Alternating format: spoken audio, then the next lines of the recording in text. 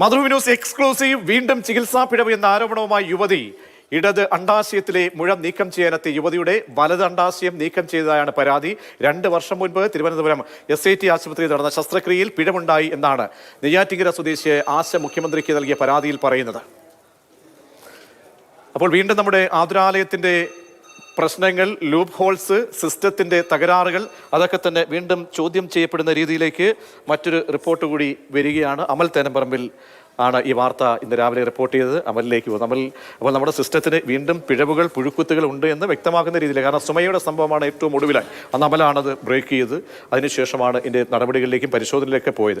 ഇന്നത്തെ ഈ സംഭവം എവിടെയാണ്? ഗൗരവത്തോടുകൂടി നോക്കിക്കഴിഞ്ഞാൽ SIT ആണല്ലേ. SIT സാധാരണഗതിയിൽ അങ്ങനെ ഒരു സാധ്യത ഉണ്ടാകാൻ പോലും പാടില്ലാത്തതാണ്. കുഞ്ഞുങ്ങളുടെ ആശുപത്രിയാണ് അവിടെ വരുന്നത്. SIT എന്ന് പറയുമ്പോൾ നമ്മൾ ആ ആശുപത്രിയെ പറ്റി പറഞ്ഞു തുടങ്ങണം. കാരണം കേരളത്തിലെ തെക്കൻ ജില്ലകളിലെ മുഴുവൻ ആളുകളും ഒരു ആശ്രയമായി കാണുന്ന ഒരു സ്ഥലമാണ്.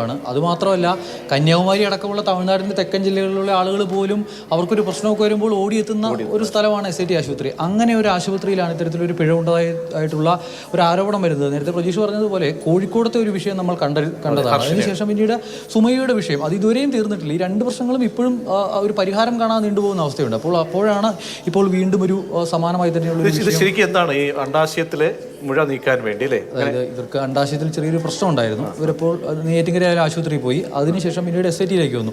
അപ്പോൾ SIT വന്ന സമയത്ത് അവർ പറഞ്ഞു, ഈ അണ്ഡാശയത്തിലെ മുഴ മാത്രം നീക്കിയാൽ മതി, ഇവർക്ക് ഒരു കുഞ്ഞാണുള്ളത്, അപ്പോൾ ഒരു കുഞ്ഞും കൂടെ വേണമെന്നൊരാഗ്രഹം അവർ പ്രകടിപ്പിച്ചു. അപ്പോൾ പറഞ്ഞു ഇത് പൂർണ്ണമായും നീക്കം ചെയ്യേണ്ടി വരില്ല, മുഴ മാത്രം നീക്കം ചെയ്താൽ മതിയാകും എന്ന കാര്യമാണ് ഇവരോട് പറയുന്നത്. പക്ഷേ ശസ്ത്രക്രിയ കഴിയുമ്പോഴാണ് ഇവർക്ക് മനസ്സിലാവുന്നത് ഇത് പൂർണ്ണമായും എടുത്തു മാറ്റുന്നില്ല. അവർ അനുമതി പോലും, ഒപ്പം ഉണ്ടായിരുന്ന ആളുകളുടെ അനുമതി പോലും വാങ്ങാതെയാണ് ആ ശസ്ത്രക്രിയ ചെയ്തതെന്നാണ് പറയുന്നത്. എന്നിട്ട് ഇവർ വീട്ടിൽ പോയി. അപ്പം ഇടതണ്ടാശയം മാറ്റി എന്നുള്ളതാണ് വലതണ്ടാശയം മാറ്റി എന്നുള്ളതാണ് ഇവരോട് പറഞ്ഞിരുന്നത്. ഈ പരാതി അവരെ അറിയിക്കുകയോ സൂപ്രണ്ടിനെ മറ്റോ അറിയിക്കുകയോ ഒരു വിദഗ്ധ സമിതി രൂപീകരിച്ചിരുന്നു. ആ വിദഗ്ധ സമിതി രൂപീകരിച്ച് അതിന്റെ അന്വേഷണ റിപ്പോർട്ടിൽ ഇവരുടെ ആരോപണമാണ് ഇവരെ പൂർണ്ണമായും വെള്ളപൂശുന്ന തരത്തിലാണ്, ഈ ഡോക്ടർമാരെയൊക്കെ പൂശുന്ന തരത്തിലാണ് റിപ്പോർട്ട് എന്നുള്ളതാണ്. അത് സ്വാഭാവികമാണ്.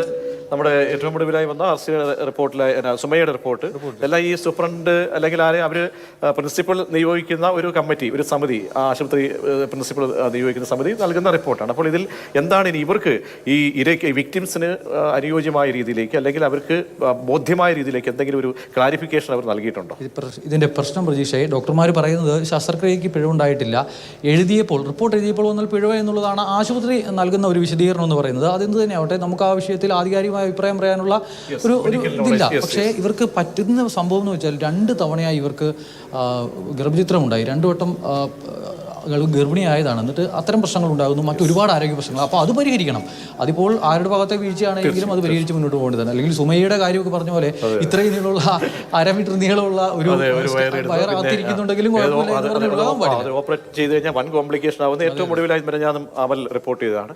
എന്തായാലും ഒരു പറയാൻ എത്രയേ ഉള്ളൂ, നമ്മുടെ ആതുരാലയങ്ങൾ ആവലാതി കേന്ദ്രങ്ങളായി മാറല്, ചികിത്സയ്ക്കെത്തുന്ന ആളുകൾക്ക് പരമാവധി അവർക്ക് ഏറ്റവും കെയർ കൊടുക്കുക, അവിടെ അവർക്ക് കൂടുതൽ ആവലാതി കൊടുക്കുന്ന ഒരിടമായി മാറല്. തിരുവനന്തപുരത്ത് തന്നെയാണ് വീണ്ടും ഈ സംഭവം ഉണ്ടാകുന്നത് എന്നുള്ളതാണ് ഞെട്ടിപ്പിക്കുന്നത്. നമ്മളൊരു ഇടവേളയിലേക്ക് പോകുന്നു. ശേഷം തലക്കെട്ടുകളുമായി 3 മണിയിലേക്ക്.